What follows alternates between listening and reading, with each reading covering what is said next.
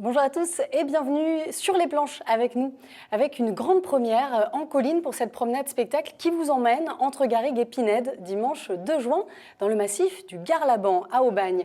La comédie d'un autre temps revisite Don Juan de Molière au fil des sentiers dans une comédie de cap et d'épée mêlée de charme, de séduction et de rire, une aventure hors du temps. Bonjour Christophe Gorlier. Bonjour Camille. Vous avez créé et mis en scène donc ce spectacle, un spectacle qui se joue justement en plein air, dans les collines. Racontez-nous un petit peu le concept. Le concept, c'était d'arriver à faire vivre l'œuvre de Molière au sein même de la garrigue, de la nature.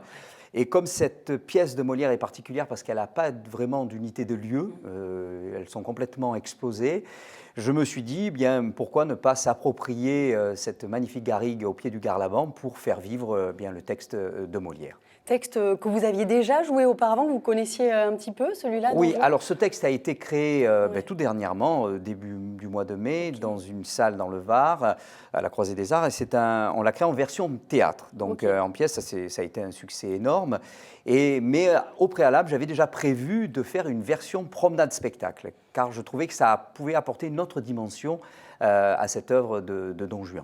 Don Juan, personnage haut en couleur, hein, évidemment, qui se prête bien là à se faire suivre dans les collines. Exactement, oui, parce que en fait, il est toujours en quête. Il est en quête de l'amour impossible, de la personne à séduire. Et le fait de voyager et que les spectateurs se promènent avec nous et découvrent de point en point les différents lieux où il va peut-être pouvoir séduire ou rencontrer des personnes qui vont faire que peut-être il va devoir dégainer son épée, cela m'a semblé vraiment en rapport avec l'idée de... C'est presque un film. Voilà, on est un petit peu comme si on était sur un tournage de film, mais en direct. Oui, avec un temps assez long, parce qu'en fait, la promenade démarre le matin, c'est ça? Absolument. La promenade démarre à 9 h le matin. Ils arrivent sur site vers 9 h 30, 9 h 45 et se poursuivent jusqu'à peu près 16 h 30, 17 h. Ouais, donc c'est vraiment une épopée. Vous nous Tout à emmenez fait. là, Ouais. vraiment à la découverte de ce Don Juan. Sacrée aventure. L'idée de ce concept de promenade-spectacle, c'est d'arriver à allier à la fois la découverte de notre patrimoine, en l'occurrence forestier, architectural, puisqu'il y a aussi de belles pierres au cours de la promenade qu'on pourra découvrir, et en même temps de faire découvrir des œuvres. Et il est vrai que lorsque j'ai fait cette proposition à la présidente du Conseil de territoire, Madame Sylvia Barthélémy, elle a de suite dit oui. Elle m'a dit, je trouve ça génial de pouvoir faire vivre un tel texte en pleine garrigue et en plein soleil. Là, on voit des images, justement, on s'y croit, quoi. Il y a ce côté, unique, hein. C'est un moment rare que vont vivre les spectateurs ce jour-là. Je pense, oui, unique en tout cas, parce qu'à ma connaissance, Don Juan n'a jamais été créé dans cette version-là. Donc c'est une vraiment grande première ici en Provence. Alors vous avez fait la mise en scène de ce spectacle. Comment vous avez fait du coup? Parce que pour choisir tous ces lieux, la compagnie d'un autre temps, il y a aussi d'autres comédiens. Oui, absolument. Oui, on est 6 comédiens en tout. Oui. Et en fait, je suis parti sur un principe de découpage en fait, comme un séquencier, comme un film. Et parce que lorsque je mets en scène, je vois des images. Je vois en fait les déplacements des acteurs, je vois les entrées, les sorties, et par rapport à ça, après, je crée mes mises en scène et par rapport au lieu. Alors, la particularité d'une mise en scène en colline, c'est que je ne souhaitais pas, et je n'ai jamais voulu dans toutes les mises en scène que j'ai faites déjà, parce que ça fait plusieurs années que l'on fait ça sur le pays d'Aubagne et de l'Étoile, je ne veux rien imposer à la nature. C'est-à-dire que c'est en fait la nature et les espaces qui vont créer la mise en scène que je vais réaliser. C'est-à-dire qu'il y a des espaces qui sont particuliers et qui vont faire ressentir certaines choses, donc on va les utiliser dans ce sens-là. Et non arriver en imposant, nous, avec nos textes et nos costumes et nos éventuels décors, quoi que ce soit. On se sert vraiment de l'espace naturel. Justement, un mot sur les costumes. Évidemment, il y a tout un univers. Là, rien qu'à vous voir costumer, tout de suite, on a des choses qui nous viennent en tête. Oui, il fallait. Pour moi, Don Juan, Qui puisait en colline ne pouvait être qu'en costume d'époque, parce que ça revêt un côté particulier, il y a ce besoin d'imaginaire pour le spectateur. Et le spectateur, le costume est un des vecteurs de voyage. Et lorsque, qui puisait, il y a en plus un cheval. Donc on est vraiment dans l'univers du cap et d'épée, l'univers de la séduction. Et on fait un vrai voyage dans l'œuvre de Don Juan. Alors à qui ça s'adresse? Il faut, on va donner des infos pratiques, avoir quand même des chaussures confortables pour faire la Absolument. promenade. Oui, parce qu'il y a quand même une petite promenade qui n'est pas très difficile, mais quand même, on marche. Et puis ça fait quand même de 10h en gros jusqu'à 16h30, ça fait quand même une belle marche. Oui, une belle journée. Entrecoupée à midi, les spectateurs s'arrêtent et les promeneurs s'arrêtent à un espace pour pouvoir sortir leur pique-nique du sac. Donc il faut avoir de bonnes chaussures, son pique-nique, un bon sac à dos, de quoi bien se désaltérer, une bonne casquette ou un chapeau parce qu'en principe nous aurons grand beau. Donc voilà, il y a un côté, oui, organisation.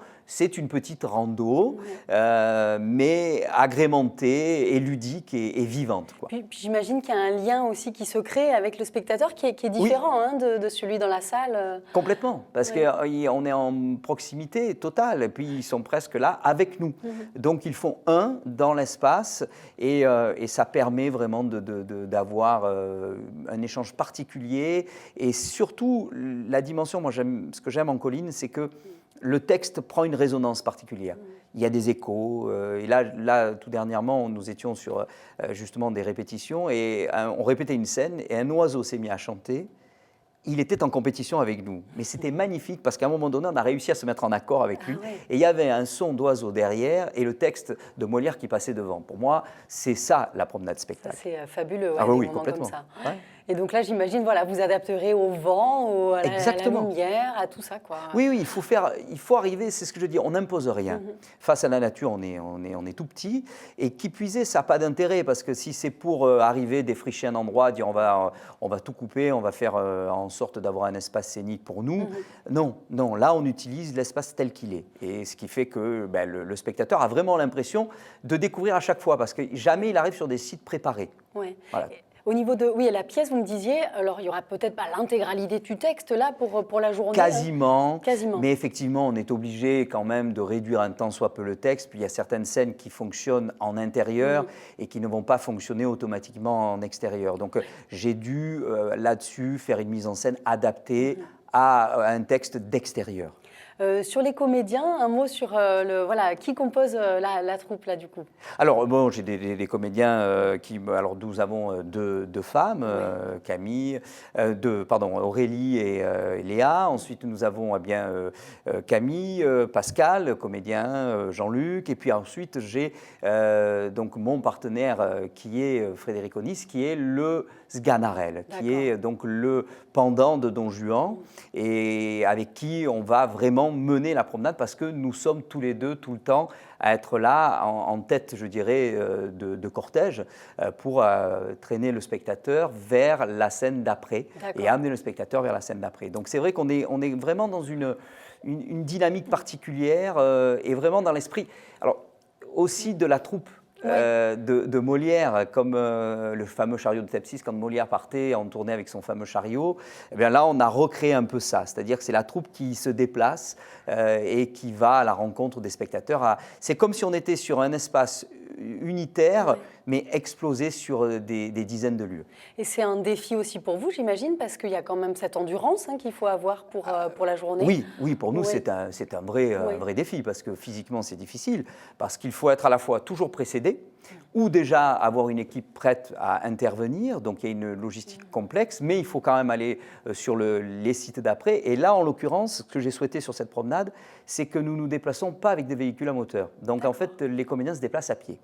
Il n'y a pas de véhicule qui suit, et comme on a pu le faire sur d'autres sites, mais là, non.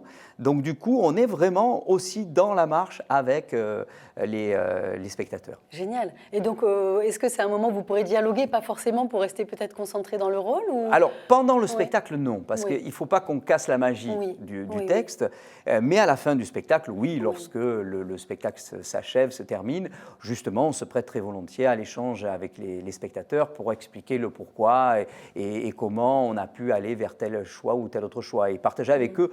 Il faut que ça reste un vrai moment de Oui. partage.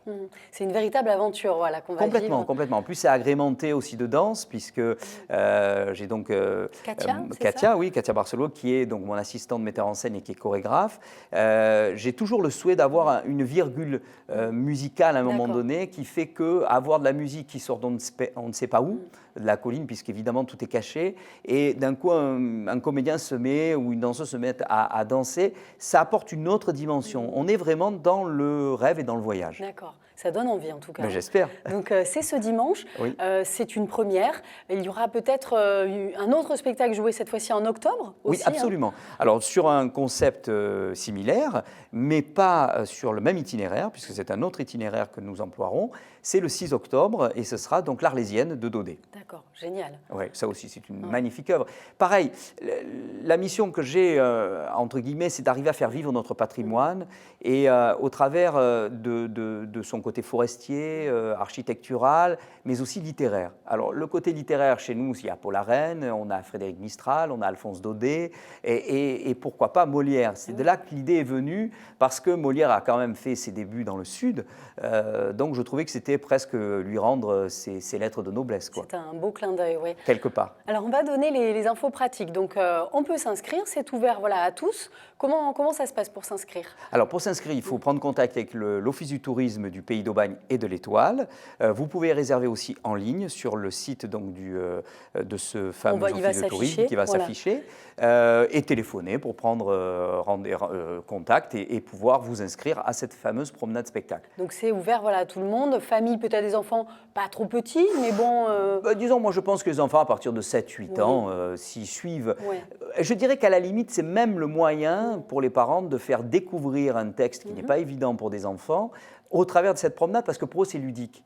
C'est-à-dire qu'à un moment donné, ils ne sont plus que spectateurs. Ils sont avec nous, ils marchent avec nous, ils côtoient, ils touchent presque les acteurs, et il n'y a plus cette barrière, entre guillemets, de la scène. Et donc, du coup, je trouve que c'est une belle approche pour la famille. Et qui puise, là, c'est un souhait vraiment de l'Office du tourisme du Pays d'Aubagne et de l'Étoile, via le territoire, c'est de faire en sorte que ce soit accessible aux familles, et les enfants, c'est gratuit jusqu'à 16 ans. D'accord, c'est bon à savoir. C'est bon à savoir, et moi j'incite vraiment les parents à aller et à venir avec leurs enfants. Et pour les adultes, c'est une vingtaine d'euros? 20 euros, c'est 20 euros, absolument. 20 euros. Oui. Donc, ça aussi, c'est un souhait d'arriver à avoir des prix accessibles à tous pour passer une journée complète avec des guides qui puisaient, vous êtes menés par des guides de pays qui, eux, vous font aussi découvrir tout ce qu'il y a autour de ce lieu. Donc le Garlaban, évidemment, l'essence des arbres, le côté forestier de la chose, la faune, la flore. C'est un vrai voyage dans la nature au sens le plus large possible du terme. Oui, une véritable randonnée, une immersion. Exactement, une immersion. Culturelle, oui, absolument. Dans nos belles collines. Et puis il faut noter aussi qu'on peut, il y a des transports, on peut s'organiser aussi, voilà, voir avec l'Office du tourisme. Alors en fait, l'Office du tourisme vous récupère le matin, vous met dans un bus. Ça aussi, c'est une particularité et un souhait aussi, c'est d'amener le spectateur directement sur site par un bus, par l'intermédiaire d'un bus, donc éviter d'avoir une surcharge de véhicules en colline ou on ne sait où. Donc le rendez-vous est à l'Office du tourisme du Pays d'Aubagne et de l'Étoile à Aubagne, et ensuite il vous amène sur site, vous faites la promenade et il vous ramène devant l'Office du tourisme, proche de vos véhicules. Pratique, écologique en plus. Complètement. Merci Christophe, ça donne vraiment envie. Donc c'est ce samedi 2 juin. Ce dimanche. Ne mélangeons pas, le 2 juin, voilà, qu'il faut découvrir Don Juan de Molière, donc dans les collines du Garlaban, magnifique. Donc voilà, à la fin de mai notamment. Merci d'avoir été avec nous. Merci à vous. Et merci à vous de nous avoir suivis. Voilà, n'oubliez pas donc de tester, pourquoi pas, cette promenade magnifique. Très belle fin de journée à tous et à bientôt.